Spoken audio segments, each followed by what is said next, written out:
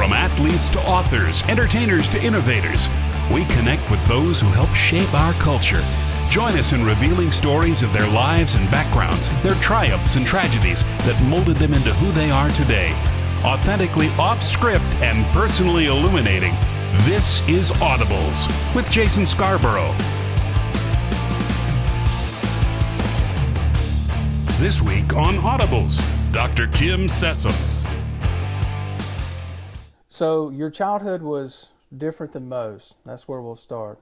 For someone you lost both your parents by the time you were 6 years old. So what can you remember about your childhood and describing that time in your life? You know, Jason, the facts are 1963, August, my dad was a basketball coach at Pillahatchee High School, and he had left Pillahatchee and gone to Hines Community College. And I've always been told by the people that were in his circles, he and Charlie Ward, big buds. Charlie's in the Mississippi Sports Hall of Fame, and he lived in Pillahatchee. And Charlie said, you know, he's going to coach over there, and then he's going to take over the job at Mississippi College, which is where he played in college. But anyway, he and Charlie were sideline business. They were trying to raise a few Charlotte or Black Angus cattle. And my dad had gotten in a Volkswagen and was going out to the country to look at some cows. And I'm told that I was standing in the kitchen and pitching a fit because he wouldn't let me go with him. And he was crossing Highway 21 on a pickup. He just pulled out in front of a guy, and a pickup truck hit him broadside, threw him out of the car, and killed him instantly. That was August of '63. I don't really remember him. I feel like I remember more about him just because there's so many photos and stories about him. My mother was never in the news or anything, so I have no memory of her. But about 15 months after he died, she passed away of cancer. Didn't know she had cancer. Got sick after he died. Everybody thought it was her nerves or anxiety, and she was really sick. And so when she died, the three of us, and brother Kevin, 2 years older, and sister Carol, 2 years younger, we moved in with my mother's parents on a gravel road in Scott County, Mississippi. Yeah. So your siblings, you're taken in by your maternal grandparents, and your grandparents, you look back at that story could have gone a different way, but because of your grandparents caring for you and your siblings, your younger sister, older brother, you know, do you ever look back and say, you know, my life, the story could have ended up differently had it not been for your grandparents? Incredibly different, Yeah. for sure, because there were discussions about who's going to take which kid and splitting us up and that sort of thing, and my grandparents said no. And they weren't, they were not educated people. My grandfather ran a hardware store just as an employee. My grandmother worked in a drapery shop, and they said, no, we're going to keep the kids together. So as young kids growing up, we thought of them as parental figures, for sure, and it didn't register with me until after I was grown, married, and had children of my own, what they had sacrificed. Because, you know, until you have kids of your own, you realize it is a siege of self-sacrifice. And I mean, what they did was amazing, to have a second family and young kids growing up. And we weren't always easy, you know. We were traumatized kids, and so we got into some trouble and did some crazy stuff. But they were always there, and we always had a place to go, and they always made us feel loved. It was just a different childhood. Different. Mr. Malcolm and Miss Joyce. There you go. How in the world do you know that? I do my homework. You're a research man. I do my homework. So how would you describe Mr. Malcolm and Miss Joyce? What kind of... We call them Mom and Pop. And my grandfather, you know, the strange thing, Jason, even though they weren't educated, I am a stickler, and it probably won't come out in this interview. I'll screw it up somewhere, but incorrect verb tenses and grammar errors and things have always bugged me. And part of that is because my grandparents spoke good English. They were not educated, but they raised us. You know, you can learn book knowledge, and then you have practical knowledge about how you speak and who you're around and that sort of thing. And so we were encouraged to get an education.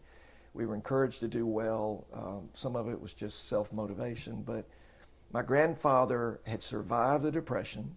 He had a little country store in Harperville, Mississippi. It's still on the map, but there's nothing there.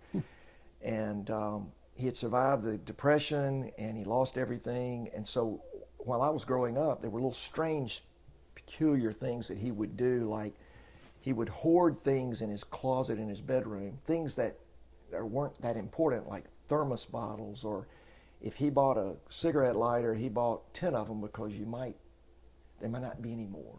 Because he'd gone through that episode in the Depression and realized that nothing's a given. And so he was a little paranoid about that. And he was pretty structured and strict. I've got a piece upstairs in the studio here in the gallery upstairs called Letting Go of Fenced Rows, and it's a portrait of him, but it's an abstract piece, and it's about having fences around us to both keep us away from trouble, but in some way it felt very inhibiting at the time that he was trying to not let us grow up and experience life, but he was really trying to protect us. So the piece is about the weird combination of caring enough for your children to protect them, sometimes in oppressive ways, but also giving them enough freedom to break outside the fence and experience life.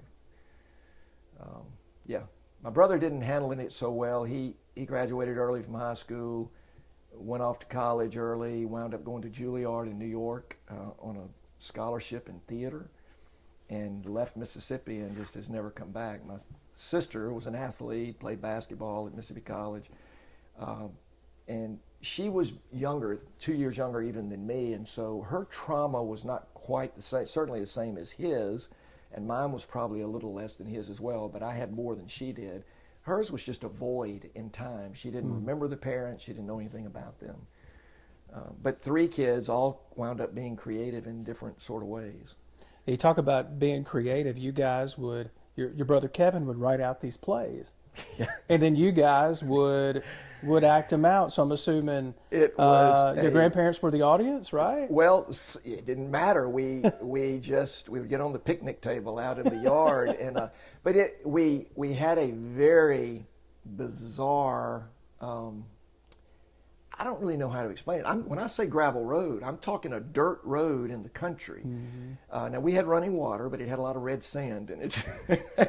But anyway, Kevin has always been not only creative, but very expressive. And he would write the plays, but he would write poetry. He was listening to all sorts of different music from what other people were listening to. I mean, I grew up not realizing it was weird for a 13-year-old kid in Mississippi to be listening to the soundtrack of Cabaret. And I didn't think it was weird personally, but one year I've used my creative talents and started doing handmade liquid embroidery T-shirts, and I'd sell them for $10 a piece, and try to make some money. But one day I showed up to school and I had the cover image of Bette Midler on the Divine Miss M album, and it was Bette Midler with the big red hair. And I got the strangest looks from the people at school because the kids had no idea who she was. Right. But some of the teachers knew, and they were like, "What are you doing wearing Bette Midler on your T-shirt?" And I was starting on the basketball team, Just weird. Don't go anywhere. Audibles returns in a moment here on the Spirit Media Network. The internet can be a dangerous place. With Connect and Protect from C Spire, you get the phone you want, and you get the tools to easily track her location, restrict content, and help protect her at any age. It's like a digital mom arm. A what? The thing moms do. I'm not following. How do I put this? Look out! Oh, mom arm. Got it, yeah.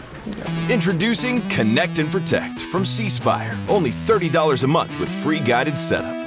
Customer inspired. That's C Spire. The fabric of any community is its people.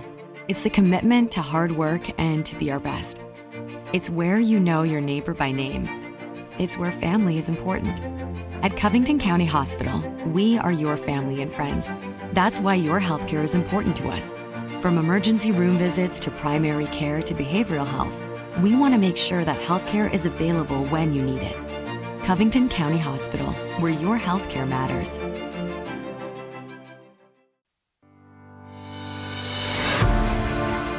"100 years ago, there were a lot more of us. Today, we're using the latest technology to make sure not one seed, not one drop of water, Not 1 inch of this farm goes to waste. We want to be here for the next generation of Mississippians, ours and yours. Donate at farmfamiliesms.org to help us spread the word, or find us on Facebook. The Farm Families of Mississippi, our work fuels the world. Family owned and operated since 1986, Lakeside Molding has become the trusted source of architectural products throughout the South. They offer fine interior architectural moldings, custom millwork, and cabinet doors designed and handcrafted in Flowwood. Their showroom on Lakeland Drive is stocked with today's most sought-after interior details, including corbels, post, fireplace mantles, bath vanities, mirrors, and much more. Tim Shoemaker and his staff work closely to meet client needs for new construction, restoration, and remodeling projects. Lakeside Molding, where details make the difference.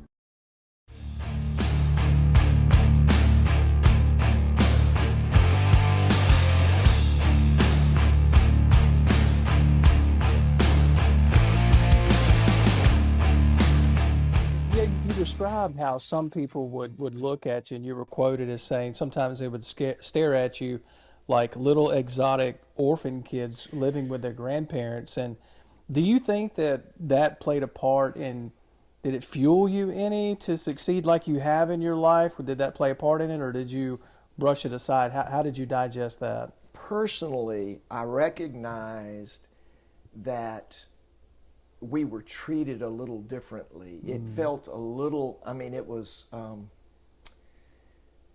very kind people. You would not know as a 10 or a 12-year-old kid how adults viewed you and the circumstances, since you were not an adult and you could not imagine the trauma of a family in a community where both parents die, you have 3 children left. It was traumatic for everybody. And so when they would see us, you could feel that sense of being a little bit different or other than those around you. We didn't know exactly why, or maybe we did, but it was all internalized. And so as I got older and looked back on it, I began to see then the reason people would not talk about my parents. I would ask questions, and I couldn't get anybody to talk about them. And for them, it was traumatic, because I'm sure if they had to try to, you'd want to know, hey, what was my dad actually like? And I never could get anybody to tell the stories, because those who knew him well were so traumatized by it, they would get choked up, and then you'd feel bad about asking the question. And I wish to this day, a lot of that generation's gone. The guys that, Denver Bracken that he played with at East Central Community College, and then Denver was an All-American at Ole Miss. He was around when I was growing up, but the only thing he ever said to me is, my boy's your age, and he wants to be a great basketball player too, but y'all need to realize you're not going to ever be as good as we were. Well, he didn't mean it in a cocky way. He was saying we were special, we were different, and you guys are probably not going to get there. But he wouldn't tell me any stories. I wanted some anecdotal story about the relationship and what these people were like, and we just couldn't get them to talk about it. So who was better at catching catfish and picking butter beans? Was it you, Kevin, or Carol? That's interesting. Who was better? My grandfather was a master gardener. Vegetable gardener. He was inventive. He came up with an irrigation system, so he didn't just go out there and water. I think he figured out artificial irrigation before it was really a thing. And today, as my wife says, I'd love to have those butter beans and those string beans and that corn and all that stuff that he grew. But at the time, I was a kid and I didn't want to work in the garden. Kevin would feign he was having a weak spell, and he'd go in the house and he just couldn't do it. Carol was a little girl. She got away with stuff. So I suppose I probably did a little bit more of that. But to be truly honest, by the time we were in junior high, we were involved in good things. We weren't really getting in trouble or anything, but we didn't have a lot of time to be helping around with the garden, which, looking back, was a shame that we didn't pay more attention to the things that they needed us to do. But none of us were great gardeners. We did shell butter beans a lot. You know what I'm talking about? I know exactly what you're talking about. Your thumbs give out, but it'd be big bowls of this stuff, and shelling butter beans and snapping green beans and doing all that stuff. You read my mind. Yeah. I was just about to talk about, I remember shelling butter beans, green beans in an old wooden swing with my grandmother. So Do you think some of these kids nowadays can learn something from the patience that comes with shelling butter beans and green beans? Discipline, no. Hey. Yeah. And the other thing is, along those lines, and it kind of plays into what we're talking about, is we really didn't have very many material blessings, shall we say. I mean, we were taken care of, and we didn't go without food, but we were certainly lower socioeconomic. I mean, we really weren't even in the middle class, and we were living on, the kids, of course, were getting Social Security because the parents were dead, but I would save up for 3 months to buy a record album. You know, it was that sort of thing. But one of the things that happens when you don't have things thrown at you, of course, there were no video games. You could maybe get 2 stations on the rabbit ears on the TV. So we had a lot of downtime, a lot of dead time to either entertain yourself or go crazy. I remember 96 or so, when I first started sculpting, I had the opportunity to go up and visit with Andrew Wyeth up in Pennsylvania, the great American painter. And Mr. Wyeth, he used to call me Andy. And so Andy said to me, you know, tell me about your childhood. And we talked a little bit about this trauma. And he had had some trauma in his childhood. And he turned around and said, I truly believe that childhood trauma leads to tremendous creativity or psychosis. Sometimes it leads to both. And I thought, this is getting weird. But I think he was right that childhood trauma can lead to creativity, because you're trying to figure out how to express what's going on inside you in a productive way of some sort, or it comes out in negative ways. And we entertained ourselves. You know, we created things. We created whole worlds with our Matchbox toys and stuff, you know, going through the grass. And I was actually using Play-Doh. Never knew I was ever going to really sculpt and cast in bronze, but I would use Play-Doh and make these figures, even as a little kid. I thought it was very natural to do, but looking back, I'm not sure everybody was doing that. I don't know where it came from. You were quoted, I read a piece on you that talked about the piece at the Vicksburg National Military Park. It was commissioned. And that piece, it came from an experience, your experiences led you to create this piece. And I was curious, what did you pull from, what moved you to create that piece at the park? What all went into that? This was 2001 or so. There was an article in the Clarion Ledger entitled African American Monument to be erected in the Vicksburg National Military Park. And first of all, I thought that was a very strange headline. Mm-hmm. And secondly, at that stage in my life, for some reason, and I had not really dug down to figure this out, I don't know why it is, part of it was my interest in Andrew Wyeth's work of the African American figure. I was intrigued by the way he portrayed those neighbors of his. I was also intrigued by black and white photography of the African American subject. Eudora Welty's One Time, One Place was a big influence. And so I began to not only study that subject matter, both the subject of who was portrayed, but also just the different medium, photography, painting, sculpture, drawing, whatever, of the black figure in American art or world art. And I saw that headline, and I was already beginning to sculpt, and I thought, man, I gotta check this out. So I read the article. Turns out there was a man named Robert Walker, who was the Vicksburg mayor at the time, the first African American mayor of Vicksburg, Mississippi. And he was an historian, and he knew a lot about the Civil War and a lot about the Vicksburg campaign. A genuine guy, really smart, wound up working at Jackson State in the administrative offices for the president. And at one time, I think, was an assistant to the mayor of Jackson. But anyway, Robert had a passion to see a monument in honor of the 1st and 3rd Infantry Regiments of African descent. And they were black troops from the Union Army who fought at Milliken's Bend, and they were part of the siege of Vicksburg. And Robert wanted to see a sculpture executed to portray this in the state of Mississippi, okay, in Mississippi now, in the Vicksburg Military Park. Turns out there were no black figures in any of the military parks anywhere in the country. This would be the first one. Why not? Why wouldn't I research that and start doing some models of it and some studies of it? Well, while I was doing that, Robert got wind from Elbert Hilliard, who was the director of the Archives and History Department in Jackson. And Elbert had known my dad as a basketball player back in the 50s. And so I went and talked to Elbert about the project. He mostly talked about my dad's playing days at the time, but I showed him my models, my drawings, my sketches, my design, and most of all, I showed him about a 20-page essay I had written about the subject. I had researched it. I was just bathing in this. He said, "You need to talk to Robert Walker." I said, "Who's that?" And he said, "Well, he's the chairman of the committee." Well, Robert, an African-American man doing an African-American sculpture in the Vicksburg Park, sure, he's going to hire or commission a white gynecologist in Brookhaven, Mississippi to do this piece. That's really going to happen. So Mr. Hilliard says, "I think when he talks to you, he might get a different vision." And so Robert Walker came down to this house here, and he and his wife came down, and he told me later he was coming just as a cursory visit, a polite visit to say we're going to go in a different direction. But he walks into my house, and on the walls are all of these subjects, African-American subjects, in a variety of different media.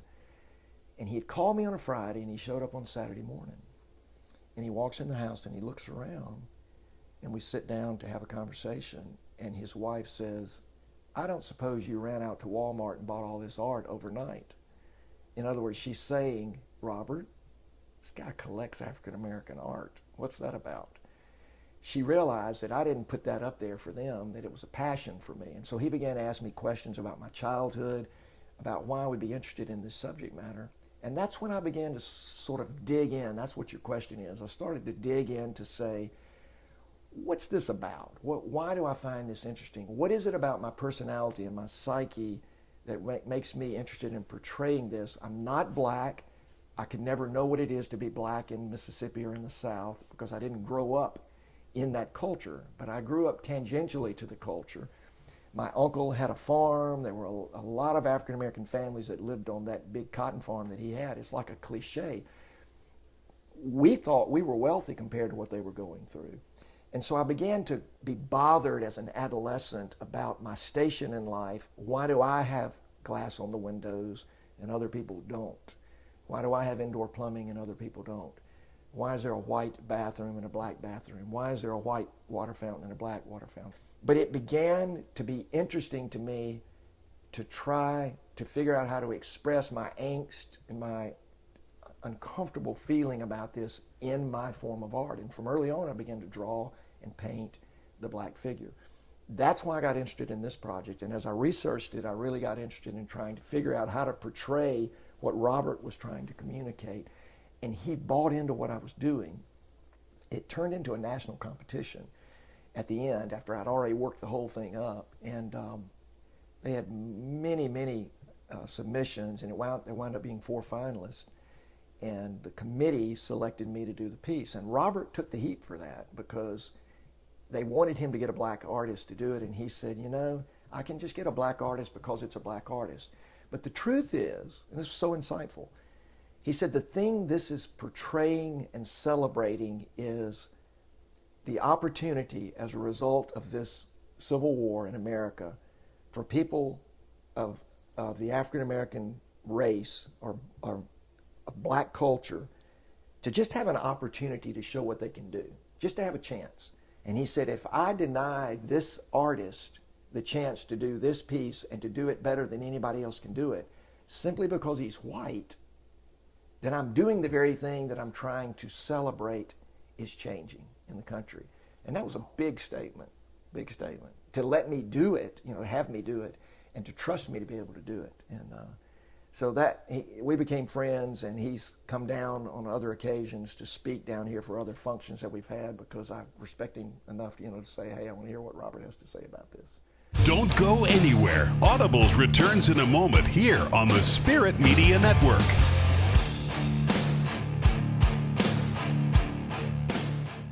It has often been said that home is where the heart is.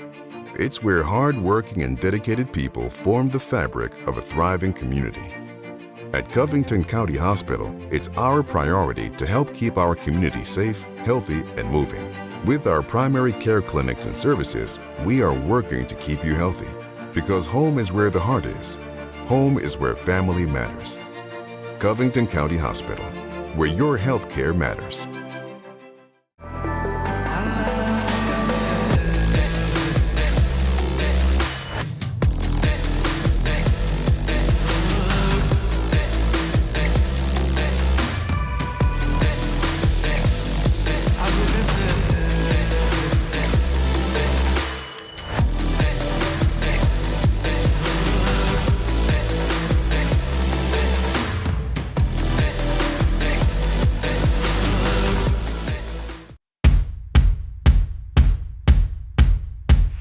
It's no secret. Our crops and animals need water to grow. Whether it's growing soybeans, corn, cotton, cows, or chickens, farmers use this natural resource every day, just like you do in your homes and at the office. Our promise is to only use what we need to keep producing what you need. Donate at farmfamiliesms.org to help us spread the word, or find us on Facebook. The Farm Families of Mississippi.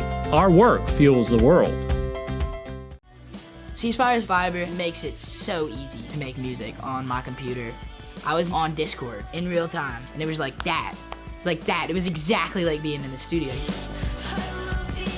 From just a tap of the button, I can transfer files or send over projects, send over anything. It's just something I don't need to worry about. I'm just like, I have the creative side, and C Spire has got the whole internet side.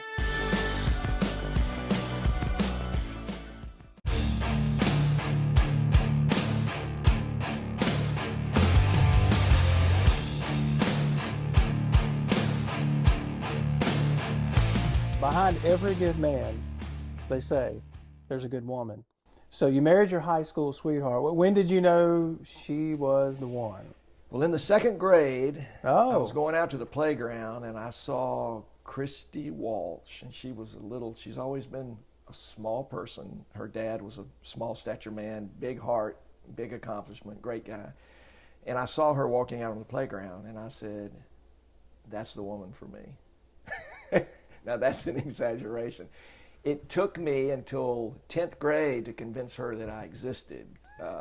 Because she was more of a popular kid and sort of in the deal, and I was from the country. But in the 10th grade, maybe the 9th grade, we sort of started going out, and then we dated for a couple of years, and then her senior year, she wanted her freedom, and she did her thing.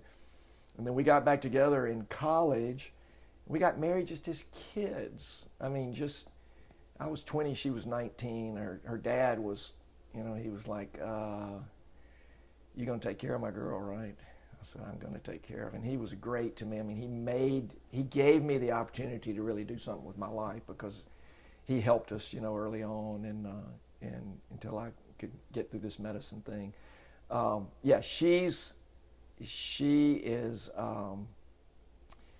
She understands me. She understands the creative process. She would say she's not creative herself or not artistic, but she can walk out here in the studio and look at something I'm doing, and just like that, she can stop me from wasting a lot of time because she'll say, that's not working. She doesn't know why it's not working. She just can look at it and say, that's not working. And she'll be right, and I'll be stubborn and for 3 or 4 more days try to fix it, and then I'll go in the house with my tail between my legs and say, baby, you were right. I'm starting over. But it's been a great life, 43 years of marriage, and I would be lost without her. Yeah. So help me figure this out. So after high school, you walk on at Mississippi State to play basketball? Actually what happened was I played high school ball and I was okay. I mean, I thought I was a lot better than I was. You have to look back, in time. But we played in the old Little Dixie Conference back in those days, and played in the old Pearl Gym, and you'd run into the end wall when you shoot a layup. I was good enough to get attention from some small colleges. Kermit Davis kind of looked around. Now, Kermit would have remembered my dad because Kermit played back with Bailey Howell's era, and my father finished at Mississippi College in 1955, and those guys were there in 58 through 60 or something. So maybe it was just to be a nice guy, but he gave me a look-see, but then didn't offer anything, and he was right, obviously. I was not of that level. But I turned down some scholarship offers, smaller schools, Delta State, Mississippi College, Belhaven College, Millsaps, that sort of thing. And I thought, I'm going to use my art. And so I went up to Mississippi State. They were just starting their architecture program. And they weren't even in the architecture building. They were meeting in the engineering building. And I got in, and I was just an 18-year-old kid. Architecture is an intense program. It's an intense study course, and when you get in right out of high school, you're a little bit unprepared for the intensity of it. And I was still interested in sports. It turns out, ironically, that one of my high school buddies that I'd played with, Dave Marler, had transferred. This is before y'all's time, but Dave Marler was all SEC quarterback at Mississippi State, had come from Mississippi College, and he and Marty McDowell played for Coach Tyler. And I wanted to go watch Dave play football. Well, I didn't have time to do architecture and go to the football events. You're saying, wait a minute, you can't go to one game? But the architecture was really tough. And so, immature decision, I bail out of architecture. And now I'm stuck at Mississippi State without knowing what I'm going to do. I'm not independently wealthy. I don't have any money backing me up. I really can't be in school unless I've got some kind of plan. So I thought, well, the only other thing I do is play basketball. So I went to see Coach Davis, and this was the Ray White era. Ricky Brown was a freshman. You know, he played for the Golden State Warriors. So he says, well, come on, walk on out here. And so I go walk on, and it was eye-opening because I'm competing with point guards that are 6'5", and I was 6 feet and 165 pounds.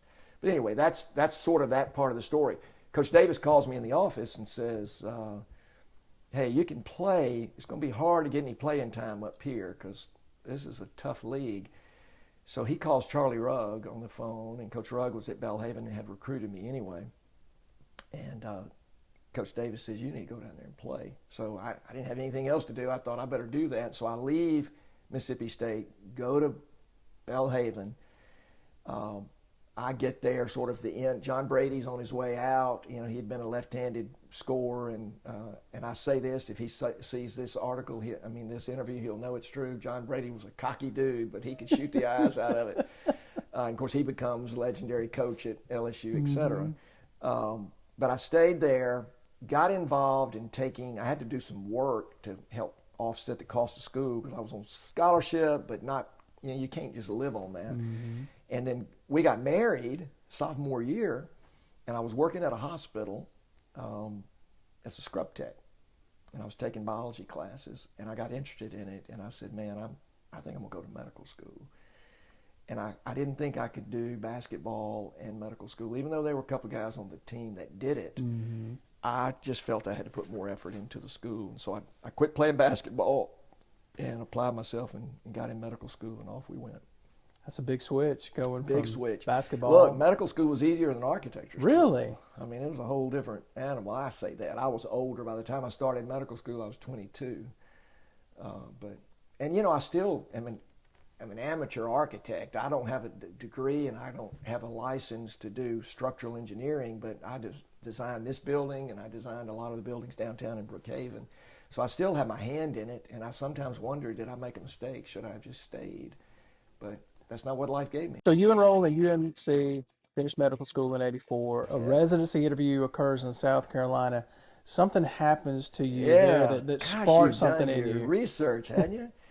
When you finish medical school, you do something called a residency in some specialty you choose. It could be family medicine, or it could be general surgery, it could be neurosurgery. Well, I wanted to do OBGYN. I like the combination of obstetrical, primary care with the patients, but also you do gynecologic surgery.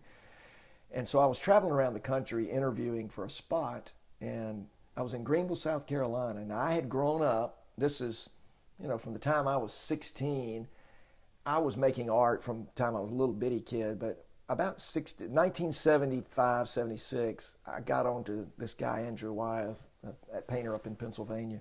Something about his work just really spoke to me, but I'd never seen it in person. I just had books. So I was in between interviews, and I was training for a marathon. I was doing some road running, and so I was out on a run in Greenville, and I passed by the Greenville County Museum of Art. And so I went back the next day and saw an exhibition of Andrew Wyeth's paintings in person.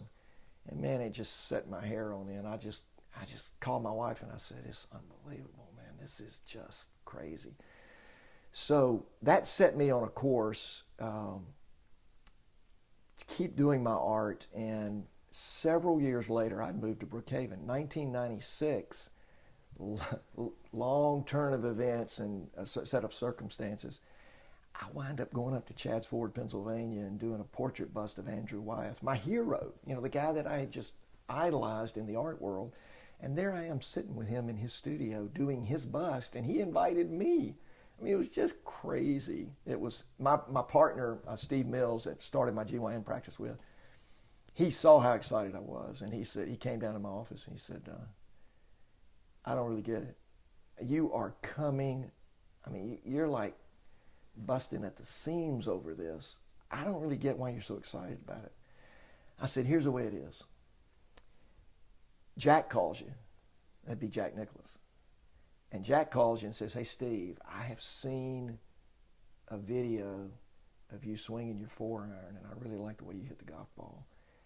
But he doesn't stop there. He says, would you meet me over at Augusta, and let's play around together, just me and you. And he said, I got it. He just never realized that's how big a deal it was for me. And he said, I got it. It makes sense to me now. So that, going up to see Mr. Wyeth, that opened up all sorts of art doors for me. I was practicing medicine. I still was doing my drawings, making art, and I'd just been sculpting for a couple of years. Bruce Brady, dear friend of mine from here, who's the sculptor of the Connerly Trophy at the museum, the Sports Museum. Bruce and I were good buds. We would sit on the Trustmark board together. I was drawing. He was over there playing with modeling wax and stuff. He, on the other hand, understood the financial report at Trustmark. I really didn't understand all that business stuff. I think they put me on the board to just talk people into banking there. That's what the whole deal was about. But Bruce said, man, I think you are a sculptor hiding behind your drawings. So I began to sculpt, and a couple of years into it, Mr. Wyeth invited me up there. Shortly thereafter, I was able to do a portrait bust of Billy Graham from life with Dr. Graham and Miss Ruth up in North Carolina. I did a portrait bust of Eudora Welty from life. I did a portrait bust of Sonny Montgomery right after he died, but I wish I could have done it while he was alive, but the people who commissioned me to do it wanted me to do it just from videos and photographs. Those 4 people I just mentioned, Graham, Andrew Wyeth, Eudora Welty, and Sonny Montgomery, all received the Presidential Medal of Freedom. Wow. Those 4, and I did all of their busts. After I had done it, I realized, wait a minute, they all have a similar, the connection between them is they were presented from the President of the United States the Presidential Medal of Freedom. I'm always curious, just looking at some of the things you've done, researching you, what is that trait or quality that makes you, that draws you to someone to sculpt? Or is there a trait or quality? Is there something you're looking for in somebody that stands out and you go, that's it, that would be an interesting... All right, I think that applies to all the medium that I work in. You know, I draw with pencil, a graphite pencil, work in watercolor, acrylic painting, oil painting, and then, you know, there's copper plate etching, and then of course you get to the sculpture. The reason I mentioned the different media is to say you can spend a good bit of time in the creative process going down a path, and you might want to be interested in what you're working on if you're going to spend that much time with it. And as I get older, it becomes more and more important because you have limited time left. Hate to be negative about it, but or fatalistic about it, but it becomes a reality as you get my age. I've had some heart surgery and that sort of thing. So with sculpture, sometimes it's a commission situation where if you could just sit down and say, I want to pick the top 4 people that I want to sculpt and actually meet and sculpt them from life, without a doubt, Andrew Wyeth would have been at the top of my list just because of how he affected me in terms of my art. Billy Graham was a childhood figure that we all at that time would watch on TV and was sort of an iconic figure in American life. So he was very interesting in terms of spending time with him and having conversations. Eudora Welty had been an influence for very intimate personal reasons. Her writings had influenced me, her short story writing, the way she would express herself. She stimulated me to actually write and express my thoughts on the written page. But also, my grandmother that we've talked about earlier, she was dying of pancreatic cancer in a little small hospital in Forest. And I would go over on the weekends when I was in college, right after we got married, and she was going down fast. And I would sit on the hospital floor in the room with her. And my grandfather would get a break and go out to the country to, you know, clean up and come back.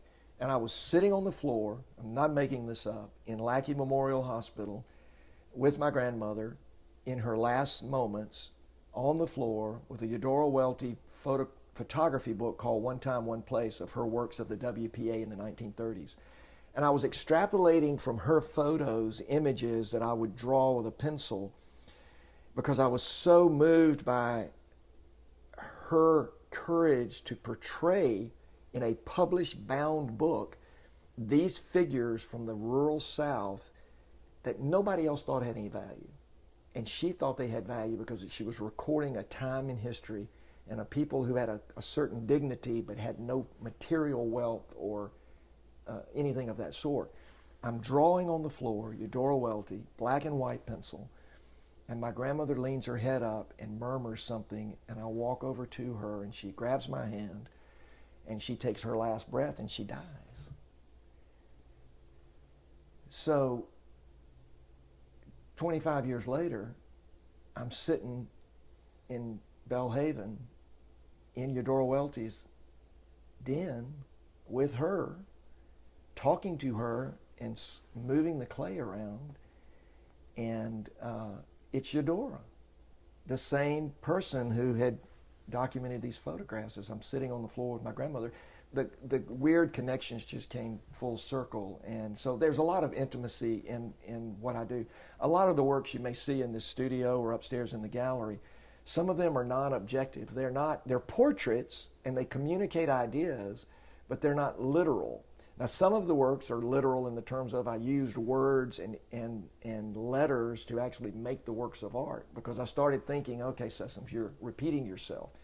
I can draw Jason Scarborough sitting there, and I can make it look like you, and people will go, oh, how cool that is. It looks like a photograph. I don't know if anybody's going to think that's cool. I don't want it to look like a photograph. If I wanted to look like a photograph, I'd take the photograph. I want to capture something about you that a photograph can't capture. But then eventually, I started exploring the idea, if I'm passionate about something, let's just use you as an example again. If I wanted to portray you, and the people who knew you, who you really are, would look at the work that I did and say, that's got to be Jason. Could I do it in a way that was not your physical likeness? How would I portray you? Would I use words that you use? Would I use ideas that you have? Would I take things from your past and your history? That's a challenge as an artist to do. And to do that sort of thing, you have to be pretty interested in the topic. You know, it's not just a random, oh, I think I'll do a basketball player. There's an oil painting upstairs of Bill Russell trying to keep Chamberlain from dunking. And it was an old, small, internet black and white photo from inside the Boston Garden, I think. And just a little tiny thing. And I took that and I created an oil painting out of it. Not just because it was Bill Russell and Wilt Chamberlain. It was 1957. 2 years after my dad had played, and about 5 years before he was killed. It was his era. It was that era. The clothing looked the same. The uniforms looked the same. And the whole time that I painted on that thing for 2 weeks, early in the morning. I'd come out here from 5 to 7 in the morning and work on that painting. And the whole time, it was really a conversation with my dad that I never had. You know, it was just that sort of intimacy. But it's not a portrait of my father, but it's connected. Does that help answer that question? It does make sense. Yeah. I want to know what the experience was like with Eudora Welty, because she wasn't crazy about another sculptor. She had a bad experience with one, or just one that she wasn't pleased with. So you kind of had to break the ice with her a little bit. Eudora was a funny woman, and I would not pretend that I knew her well. There was a connection. She was dear friends with another journalist. Jackson Daily News arts editor was Frank Haynes, and he was bludgeoned to death in his home in Jackson. It was a big deal back in the mid-'70s. My brother was renting a room from him. My brother was at Millsaps College. Kevin was at the theater there and was doing some new stage theater, but also working with the Millsaps players. And he rented a room from Frank Haynes, and Frank sort of opened his eyes to a larger art world out there around and helped him actually make his application for Juilliard. Well, Kevin found Frank dead in that house, but during the year that he lived there, Eudora would come over, and sort of that arts intelligentsia of Jackson would get together, and they were artistic, creative, smart, witty, sharp people who would get together in their little grouping and have conversations. And Kevin was a 19-year-old kid who was really out of his element from that same dirt road that I grew up on. But he picked up on their smarts and their savvy and their passion and their compassion, all of that. So one night he was there, and Eudora had had a couple too many to drink, and Frank said, Kevin, would you drive her home? Well, he had an old white Mercury Comet that had red patent leather interior, and so Miss Welty goes out to get in his car, and he'd been working out that day over at the gym, and he had his gym bag in the passenger side of the seat, front seat. So he opens the door, she gets in, he goes around to the driver's seat, and when he gets in the car, she has retrieved, hanging off the side of his bag, his jock strap. And she said, what is this apparatus? And he told me that story, and I've never forgotten it. Well, as I'm sitting in her home there, thinking about that story, I asked her if she remembered Kevin Sessums, and she said he lived in Frank's house. She remembered. She was really, this was three years before she died that I did this. That was part of the story. And then she said, I said, what do you think of this piece? And she said, I thought bronze were for dead people. She was thinking it was an honor, but you don't do it in somebody's lifetime. So that made it she was a little bit apprehensive, but I tried to explain to her how much better it is to do a life bronze of somebody when they're living, so that you can experience their emotion and their way of expressing themselves and all of that. So then she makes the famous quote, not famous, famous to me. I said, what do you think? And she said, well, I don't know much about bronze, but if you were to ask me about ice cream, I can say without reservation I prefer vanilla over chocolate, or something to that effect. And I was in the room with Helen Barnes, a dear friend of mine who's a GYN surgeon who had bought some of my art and knew Miss Welty. And I turned and looked at Helen, and Helen was just cackling. She was laughing at Eudora's comment. One of my favorite things in that conversation, I read about you guys going back and forth, and she had asked, how does a doctor find time for this? Yeah. Do you remember what you said? Well, she did ask that question. She said, you're practicing medicine and you're doing this. How in the world do you balance those two? And I said, well, Miss Welty, actually, in the GYN clinic, sometimes patients don't show up for their appointments, and I'll have a little downtime. So I kept your bust in clay in the break room at my clinic, and I worked on you between pap smears. And she looked at me and said, I think we should call the piece Between Paps. And so in my little inner circle, my plaster casting of Eudora that is in my GYN office to this day, when people walk in and say, Eudora Welty, and I say, yes, between paps. And I have no idea how far between paps she was, but that's what she said when we talked about that. I love it. I read that. I just started laughing. Don't go anywhere. Audibles returns in a moment here on the Spirit Media Network.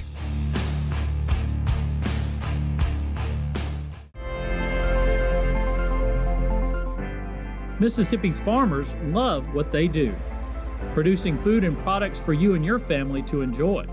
But we know this land is not just ours, it's yours too. That's why our farmers maintain this soil, keeping it rich and bountiful. We are sustaining this land so it will be useful to feeding generations to come. Donate at farmfamiliesms.org to help us spread the word, or find us on Facebook. The Farm Families of Mississippi, our work fuels the world. The internet can be a dangerous place. With Connect and Protect from C Spire, you get the phone you want, and you get the tools to easily track her location, restrict content, and help protect her at any age. It's like a digital mom arm. A what? That thing moms do. I'm not following. How do I put this? Look out! Oh, mom arm. Got it, yeah. Introducing Connect and Protect from C Spire. Only $30 a month with free guided setup. Customer inspired. That's C Spire. The fabric of any community is its people. It's the commitment to hard work and to be our best. It's where you know your neighbor by name. It's where family is important. At Covington County Hospital, we are your family and friends. That's why your healthcare is important to us. From emergency room visits to primary care to behavioral health, we want to make sure that healthcare is available when you need it. Covington County Hospital, where your healthcare matters. Family owned and operated since 1986, Lakeside Molding has become the trusted source of architectural products throughout the South. They offer fine interior architectural moldings, custom millwork, and cabinet doors designed and handcrafted in Flowwood. Their showroom on Lakeland Drive is stocked with today's most sought-after interior details, including corbels, post, fireplace mantles, bath vanities, mirrors, and much more. Tim Shoemaker and his staff work closely to meet client needs for new construction, restoration, and remodeling projects. Lakeside Molding, where details make the difference.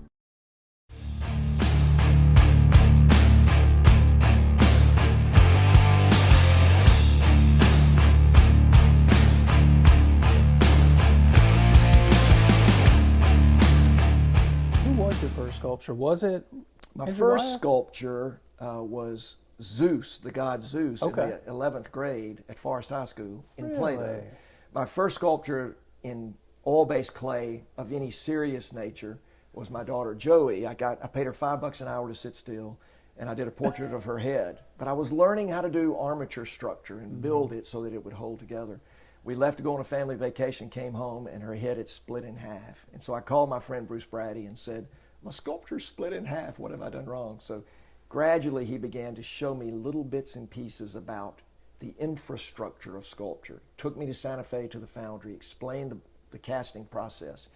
And then the first legitimate casting that I ever did was Andrew Wyeth. And shortly thereafter, Billy Graham and Eudora Welty. Then the first big monument piece was the African American monument at Vicksburg Military Park. So funny story happened when you're at Billy Graham's house. So you're getting your sculpting knife together, getting it ready to go, and the bodyguard starts to move forward. Why? Do you remember what happened? The Billy Graham tale really is unique. Ruth Graham had been dear friends as a child with a lady named Millie Zimmerman, and Millie's son, Rob Oates, was my pastor here in Brookhaven. It's a very small world. Well, Millie was here for her grandson's graduation from Brookhaven High, and Rob called me and said, my mother's bored, she loves art, would you just talk to her, just whatever you want to do? And so he brought her over, and I was in the middle of sculpting Eudora Welty. I had Andrew Wyeth finished, and she looked at those sculptures, and her face lit up, and she said, you're the one. I said, I'm the one. She said, can I use your phone? And so she got on the phone and she calls, and I hear her say, Ruth? And I had no idea what she was doing. And she said, this is Millie. And she said, oh, how are you? How's Billy? And I still don't know what's going on. And so she says, I have come across this remarkable sculptor, and I think this is the time we need to sneak up on Billy and let's do it. He does beautiful portrait work, and I think he'd be willing to do it. And Christy's looking at me like, what's going on? Well, she hangs up the phone and she says, that was Ruth Graham. I said, like Ruth, like Billy Graham? She said, yeah. She said, would you be interested in doing Billy Graham's bust? And I said, well, I'll see if I can work it into my schedule. Well, it turns out that they had been talking about it, and Ruth had wanted to preserve sort of his physical. There's been one portrait painted of him, oil portrait, that he approved. Mr. Sandin in New York had done it, and it was up in North Carolina. So that started the process. A year later, she had sent me videos, family photos. I had a whole archive of stuff, and we had decided on doing sort of the mid-70 range. Not the early guy with all the snappy clothes, not the older Billy Graham, but the guy kind of in the middle. And so I worked it up strictly from the photos and the videos. Don't have any measurements. That's where this story comes into play. Calipers are used to measure distances, lobe of the ear to the tip of the tongue, tip of the chin, the width of the nares, the width of the eyes. And I just had to guess about how big the guy was. So, as a matter of fact, I was working on it down at the office, again, between patients. And my partner had been to a conference in North Carolina previous year and had seen Billy Graham. And he said, he's bigger. He's a big guy now. He's like 6'4". He said, he's bigger than that. So I started making him bigger, just like that. So I finished the piece, and it really looks good. I mean, it looks like him, but I need to go up there. And so I called Ruth. I talked to her on the phone periodically.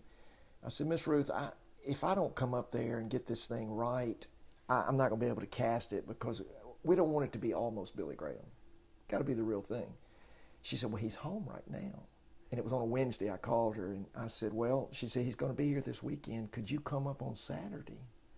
I said, I'm not on call. I bet I could make that happen. Are you sure? And she said, yeah. And I said, now you're going to tell him. She said, I'll let him know before you get here. So we hang up and say, we're on the way. So we're driving up to North Carolina, and I got Billy Graham on a platform on the left side of the back seat. I got Eudora Welty on the right side because I want to show her another example of the works. Mm-hmm. Well, this truck kept passing me, and he was doing this. Hey, man, yeah, good. And I thought, what's he? If I have a flat tire, what's going on? Chrissy said, he's trying to tell you something. And I go like that back, and I realized he's looking at the two figures in the back seat. He sees these heads. So when I got up there, of course, we drove up to the gate, and she said, blow the horn 3 times, we'll open the gate. And they had fenced in this beautiful log cabin up on the mountain. Get up there, and this guy Mike comes out, and he's the bodyguard, and he's there all the time, and he introduces himself, and he said, Dr. Graham's pretty feeble, so get what you need done. You need to go ahead and get it done. And so we go. I take all my stuff in the house. Miss Graham comes to the kitchen in her house coat, and I set up on a sculpture stand this head of Billy Graham, and then I put Eudora over on the breakfast table. And so she comes in and she sees it and she starts giggling. Her sister was there from California, and they start looking at it, and it's just remarkable. Look, it's him. It's just he could speak.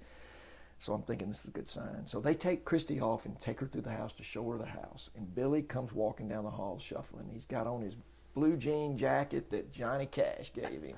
He was so proud of it. And he walks in and he looks at it, and then he looks at me like, what in the world is going on? And so I said, Dr. Graham, that your wife put me up to this, but as long as it's going to get done, let's do it right. And he said, well, what do you need to do? And I said, I need to do some measurements. So he sits down in front of the fireplace, and I've got the sculptor there, and I get out my calipers, and I get out this steak knife that my grandfather had given me. He didn't give it to me. I got it after he died, and it's perfect for doing slicing anatomy. Like if you want to take an ear off, instead of recreating the ear in clay, if you slice it off next to the head, you can move it to a new spot on the head if you have to. Well, I wasn't planning on doing any of that, but as I measured Dr. Graham, his eyes were perfect distance apart. It was incredible. It was all luck or providence. I don't know what you would say. The eyes were right. The width of the head was right. But when I turned to the side, the length of the ears was right, but the ear was sitting too far back on the head. It needed to come forward just a little bit. So I pull out this knife and I say, Dr. Graham, I'm going to have to move your ears. And so I turned back to get some clay, and I heard everybody start laughing. And when I turned back to him, he had put his hands over his ears as though to say, you're not cutting my ears off. And then I realized he was joking around with me, and that really lightened the atmosphere at that point. So then they left us alone, and I worked for a couple, 3 hours, just the two of us, having a conversation. It was really kind of sweet. I mean, the guy's known by everybody over the entire world, but when it just comes right down to it, he was an 80-year-old man that was in his log cabin on top of the mountain in North Carolina. I laughed and laughed and laughed at that and said, I can't wait to ask Dr. Sessums about that. So you've been involved in sports, obviously, the Kent Hull Trophy. Yep. Kent Hull is one of my favorite guys of all time.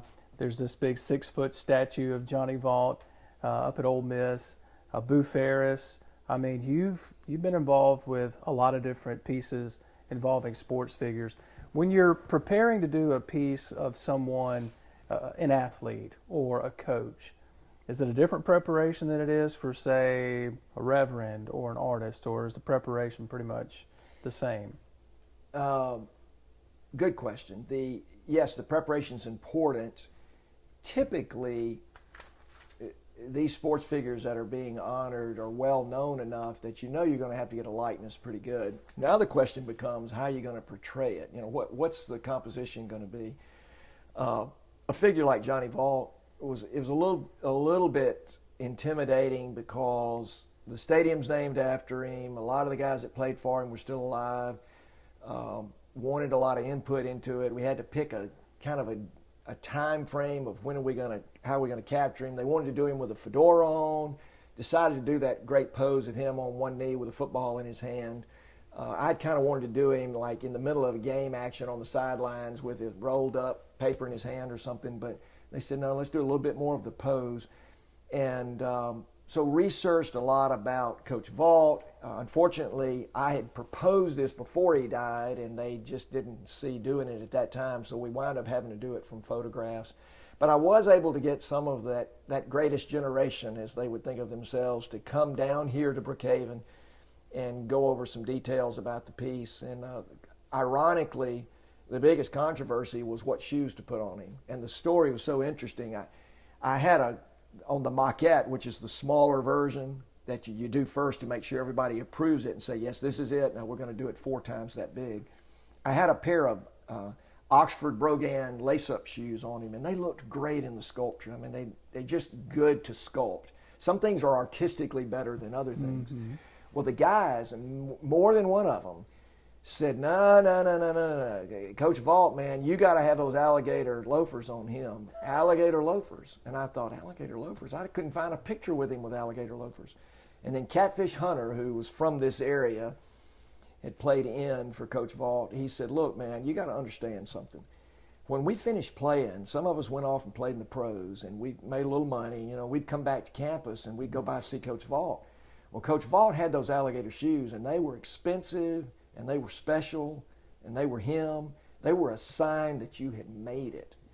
And so he said, I got my first pair of alligator shoes, and I went in there and sat down in that office and propped my feet up on that desk. And he said, Catfish, get your feet off my desk. He said, I wanted Coach Vault to know that I had alligator shoes. So, of course, on the monument, I have to put alligator loafers on him. And if you go up there, next time you're in Oxford, go by there and see it. Don't think those alligator loafers came easy. They were difficult to do.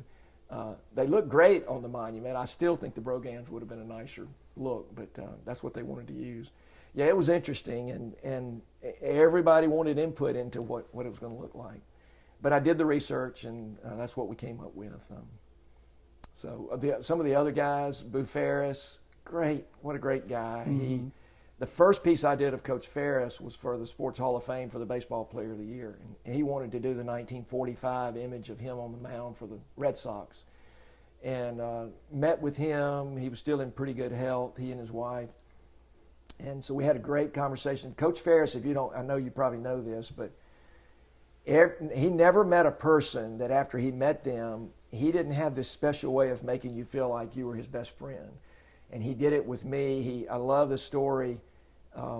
I had done the portrait of him, and he really liked it, and we hit it off.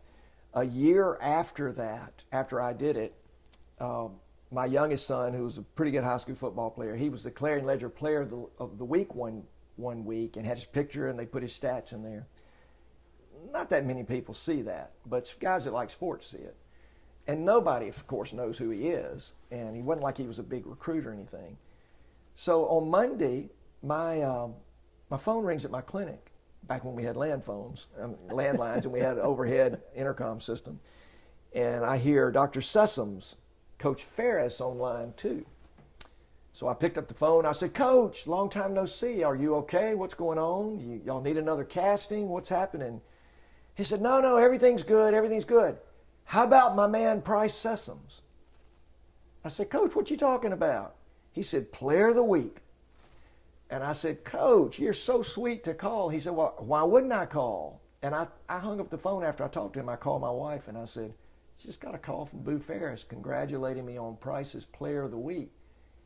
Who is this guy?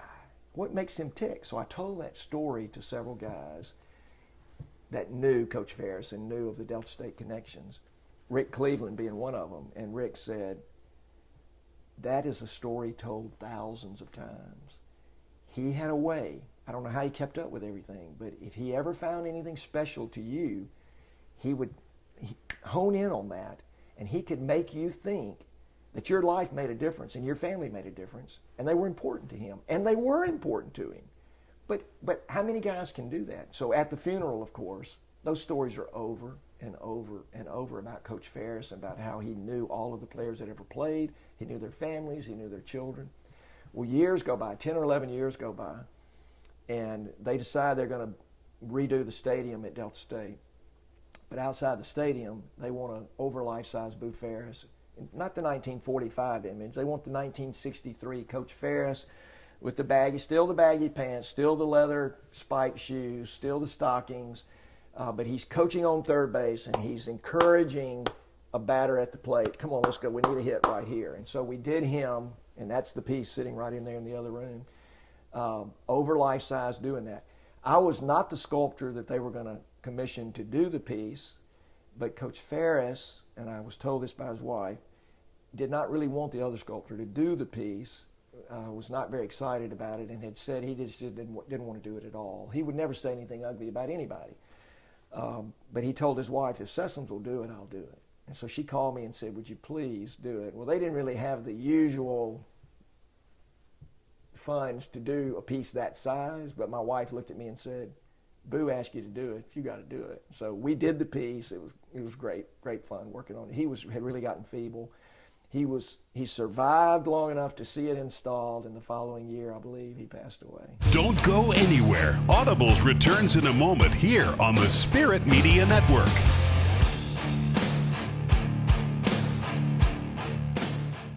The internet can be a dangerous place. With Connect and Protect from C Spire, you get the phone you want, and you get the tools to easily track her location, restrict content, and help protect her at any age. It's like a digital mom arm. A what? That thing moms do. I'm not following. How do I put this? Look out! Oh, mom arm. Got it, yeah. Introducing Connect and Protect from C Spire. Only $30 a month with free guided setup. Customer inspired. That's C Spire. It has often been said that home is where the heart is. It's where hard-working and dedicated people form the fabric of a thriving community. At Covington County Hospital, it's our priority to help keep our community safe, healthy, and moving. With our primary care clinics and services, we are working to keep you healthy, because home is where the heart is. Home is where family matters. Covington County Hospital, where your health care matters.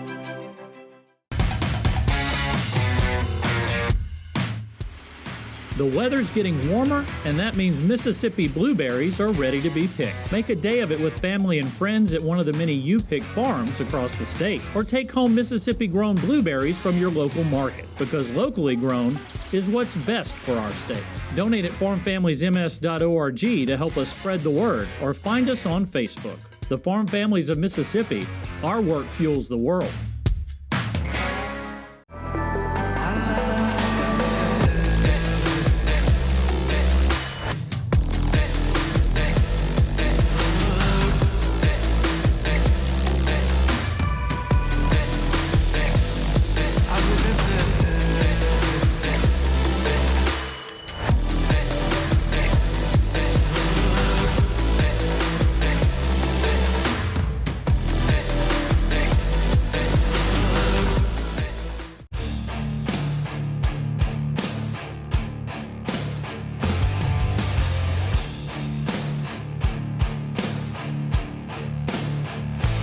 Clients include, I'm going to read this off, people love when I do this, a Pulitzer Prize winning author, a renowned American painter, a world-famous evangelist, numerous elite sports figures, the National Park Service, dozens more that are far too many to count. Is there one on Dr. Sessums' bucket list?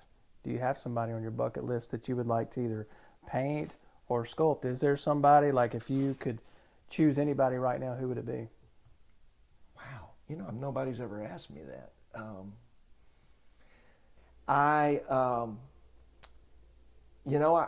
don't have a bucket list of saying, gee, I wish somebody would call me and ask me to do this piece. So I don't think I can tell you. I'm interested in, I've had so many phone calls over the years about interest and curiosity that never comes to fruition, because it usually comes down to money. They're very expensive to cast. It's an involved process. It's not just, whip it out in the studio and it's done, but there have been all sorts of interesting possibilities that just didn't happen. But slowly but surely, as we've talked about even with Audibles, as the name gets out there and projects come up, people call you and say, hey, would you be interested in considering this project? So I'm open to all of that, but I don't have time to do everything I'm asked to do, that's for sure. Your friend and mentor, Helen Barnes, she said she sees compassion in your art. So what do you think when you hear that she was quoted as saying that?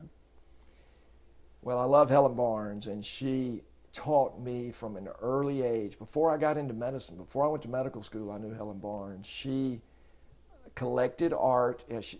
She's feeble now, she's getting older, but she has a wonderful art collection, and she's always been encouraging and supportive of the arts in Mississippi. Helen was interested in my art before I ever became a physician, but after I finished medical school, decided to do OBGYN. She taught me about not just compassion for others that maybe are in difficult circumstances. Her story is incredible. She would be an amazing interview for you. And it's something you really ought to think about doing, because I think Audibles is probably going to become bigger than just sports in Mississippi. Helen Barnes is a groundbreaking figure in the history of medicine in the state of Mississippi, not only because she's African American, because she's female, and she came here at a time where there weren't that many female physicians, and there certainly weren't black female physicians, and she had to wear a white coat around when she got here, because otherwise she was stopped and asked, what are you doing in this building or that facility or whatever, because people were suspicious of her because she was a black female and she was very independent. But she didn't get bitter about it. I love the story of Helen Barnes at the University Medical Center, walking down the hallway on the postpartum floor. After a woman delivers, they go to the floor to spend the night, and there was a mess spilled all over the floor, and a medical student walked out in the hall and saw Helen, didn't know her, and assumed she was one of the support help, and said, would you come in here and clean this mess up? Well, she was on staff. And poor guy, I'm sure he wanted to crawl under the door when he figured out what was going on. So in a few minutes, she walks through the door with 2 mops and a mop bucket. And she hands him a mop, and she takes a mop, and she says, why don't we clean it up together? And he looks at her coat, and it says, Dr. Helen Barnes, OBGYN staff. She didn't berate him. She didn't humiliate him. She didn't kick him out of the school. But she taught him that day that he wasn't above cleaning up the mess on the floor. So I love that story about her. Helen is very sweet to say that my work has compassion in it, and she's never actually said that to me to my face, but she loves my work. I think she loves me as a person, and she knows that I love her. I did a show, a one-man show at Tupelo Museum one time. Tupelo is kind of one of those destination spots. You got to be wanting to go by there to get there. And I didn't think anybody would show up, and it was, I did it for a friend of mine who was connected to the museum. And in through the door walked Helen Barnes. She'd driven up there by herself because it was my show. And I said, Helen, you shouldn't have come. She said, I wouldn't miss this for the world. Wow. A little bit like Boo Ferris, but Helen's a dear friend. And I hope that what people see is not only compassion, but I hope they see the passion of somebody spent time on this. Andrew Wyeth told me when I asked him, Walker Hancock was the head of the sculpture department at the Pennsylvania Academy of Fine Arts, of all things. I mean, a legend in the sculpture world. He had tried to do a portrait of Andrew Wyeth back in the 60s, and it never happened. And I asked Andy about it, and I knew the story, and he said, it was just an artist making a piece of art, but this work that you're doing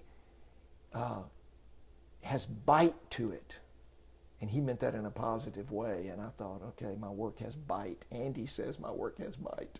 So he was saying to me, you're not just doing a piece of art. There's something else added to this. There's a passion involved in this, and I hope it comes through in the work. Final question. What do you think your parents would think of all you've accomplished? You're an accomplished physician, accomplished artist, a father, a husband, longtime Brookhaven resident. What do you think they would think? Well, I hope they would be proud in a parental sense, but I mostly think they would be happy that I was fortunate enough, blessed enough to have a person to spend my life with that I still want to be with. My kids are gone; they're all grown up, but I got my girlfriend back. That's special. And she never got to know them, so that would be special for that to happen. But And the other thing, I think you want your kids to be happy. You know, as your kids are young and they're growing up and you're trying to help them understand about living life, I hate to sound philosophical, and you teach them everything you can teach them, eventually they go out and they're on their own and they're going to make mistakes, just like we still make mistakes. But at some point you're an adult and you have to deal with your own problems. I hope they would feel like that I've had a good life and that I enjoy life. I read a quote. I'm doing a new piece of art now that's sports figures, some of the legendary figures, and most of them have won tons of trophies. But I'm combining it with a quote on the same piece of art that says something about, do we worship sports too much? Do we put too much stock in it? What is it that makes it tick? Is it the money? Is it, it's not the money. Bailey Howell, right over here, the college player of the year for basketball in Mississippi, signed for an unprecedented $10,000 in 1959 or 1960 with Detroit. Nobody had ever heard of that kind of money. He played because he loved the game. It wasn't because he was making millions of dollars. But I read this quote, and it says, trophies tend to collect dust, but memories last forever. The things I'm doing, I'm not doing for trophies. I'm not doing to be on Audibles. I'm doing because I come home from the GYN clinic that I love, and I love what I'm doing for a living. But I love coming out here and making these pieces of art, and every now and then it speaks to somebody else.